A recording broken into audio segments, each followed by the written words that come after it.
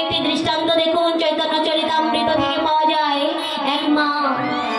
এক বৃদ্ধ মা, তার একটি মাত্র সন্তান। সেই সন্তানকে মা অত্যন্ত পরিশ্রম করে লোকের বাড়ি ভিক্ষা করে সেই সন্তানের মুখে অন্ন যোগায়। যখন সন্তানটা ধীরে ধীরে একটু বড় হয়, একটু একটু করে যখন বড় হয়, মা আরো দুবারই ভিক্ষা করে সন্তানের লেখাপড়ার খরচ যোগায়।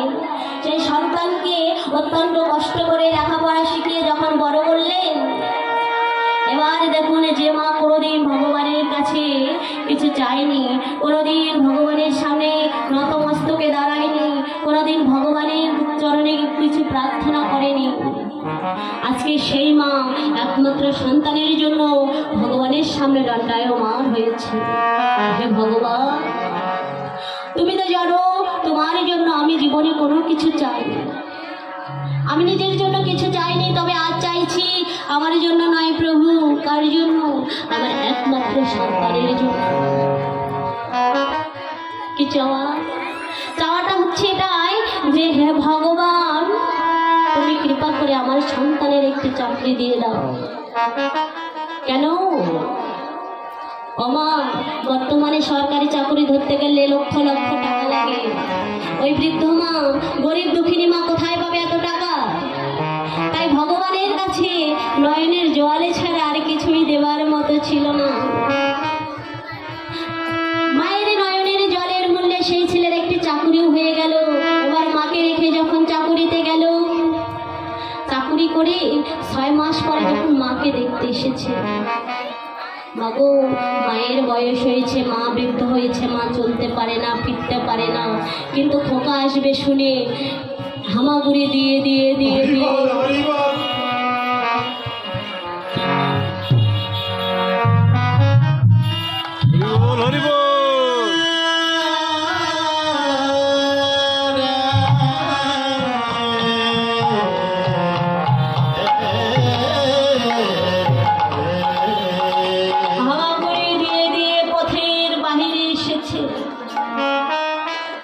আসবে বলে।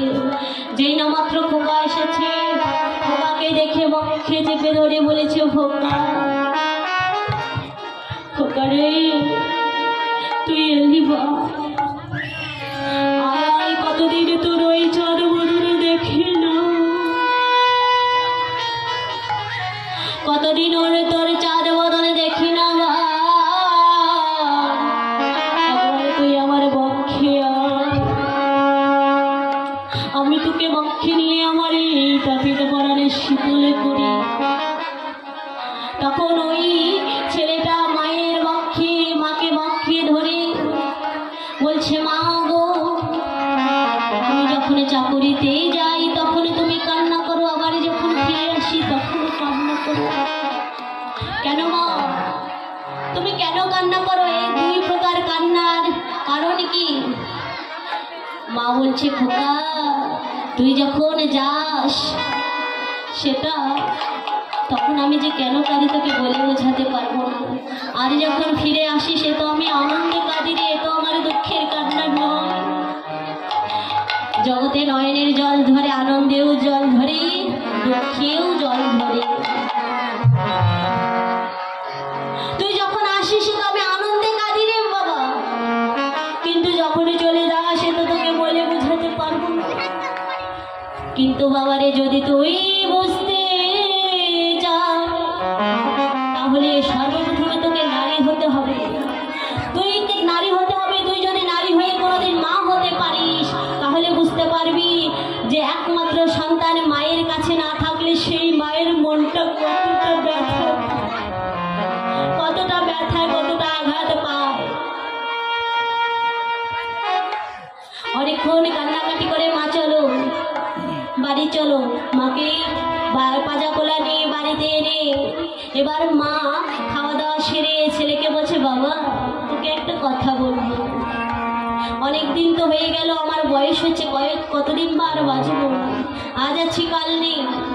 বাবা, আমি চাই তুই একটা বিবাহ কর, আমার এই শেষ বয়সে আমার বৌমা আমার সেবা যত্ন করবে। ছেলে ভেবে দেখলো, তাই তো, মা এত কষ্ট করে আমাকে লালন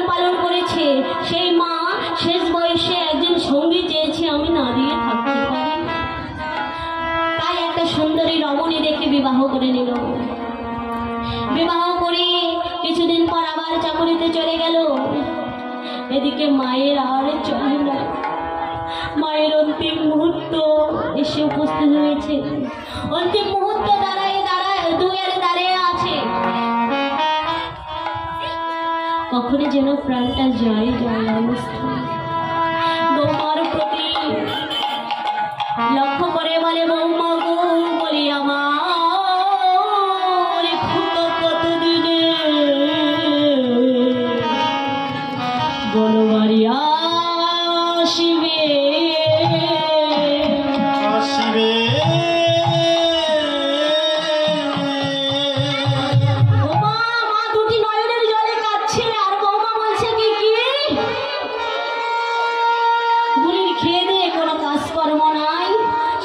শুধু খোকা খোকা খোকা বলে, চিৎকার চেঁচামেচিতে আমাকে একটু শান্তিতে থাকতে দেয় না। এবার আসো, এই বুড়ির এক মজা দেখিয়ে ছাড়বো। বুড়ির একদিন কি আমার একদিন। দেখো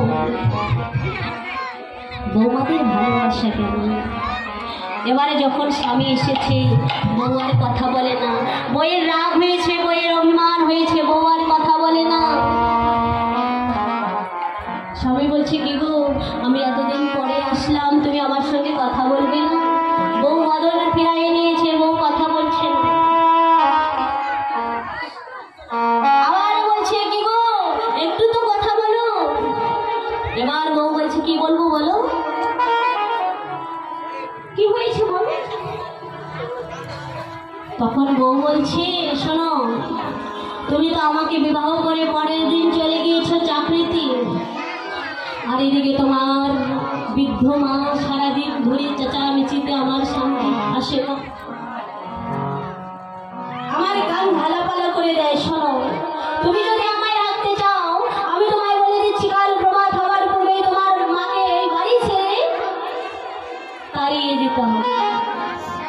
আর যদি তা না করতে পারো, আমি তোমায় বলে রাখছি, প্রভাত হওয়ার পূর্বে আমি বাপের বাড়ি চলে যাবো, তোমার এই সংসার আমি করবো না।